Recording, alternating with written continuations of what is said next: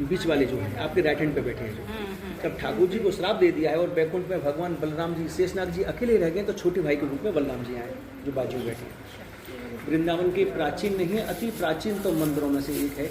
सबसे अधिक जो प्राचीन मंदिर है वृंदावन के, उसमें से एक गिनती इस मंदिर की भी की जाती है।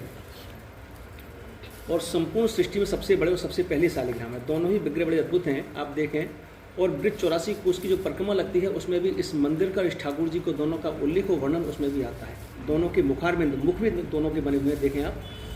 अंदर भी आंखें हैं, ऊपर से नेत्र लगा रखे हैं। वृंदा ने श्राप दिया, भगवान ने श्राप स्वीकार किया, वृंदा का मान रखा।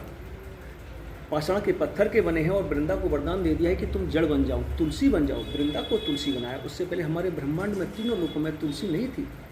आज भी जो तुलसी है हमारे सिर्फ मृत्यु लोक धरती पर ही होती है, और दोनों लोकों में तुलसी आज भी नहीं होती है। ऊपर स्वर्ग में भी तुलसी नहीं मिलती है, ना ही नीचे पाताल लोक में तुलसी होती है। शालिग्राम भगवान जो है इनकी प्राण प्रतिष्ठा इनकी नहीं की जाती है। स्वयं प्रकट होते हैं, आज भी स्वयं ही प्रकट होते हैं। नेपाल में गंडकी नदी है, वहाँ से शालिग्राम भगवान निकलते हैं। शालिग्राम प्राण प्रतिष्ठा ने वैद्यते, भगवान विष्णु जी के साक्षात अवतार हैं। इनके अंदर भगवान विष्णु नारायण बैठे हुए हैं। शालिग्राम शिलायाम सदा वसते हरि, शालिग्राम शिला में सदा नारायण हरि का वास है। जो गंडकी नदी नेपाल में है, ये गंडकी भी भगवान ब्रह्मा जी की मानस पुत्र ही गंडकी। भगवान ब्रह्मा जी ने गंडकी को मन से उत्पन्न किया, इसलिए उनको मानस पुत्री बोलते हैं। ब्रह्मा जी ने 100 पुत्र और 100 पुत्रियों को मन से उत्पन्न किया, उसमें से एक गंडकी भी थी।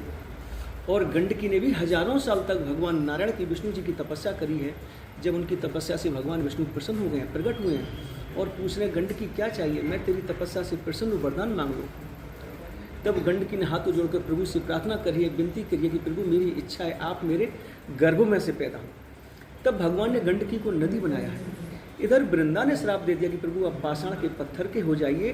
तब गंडकी के अंदर से भगवान विष्णु शालिग्राम शिला निकलती है।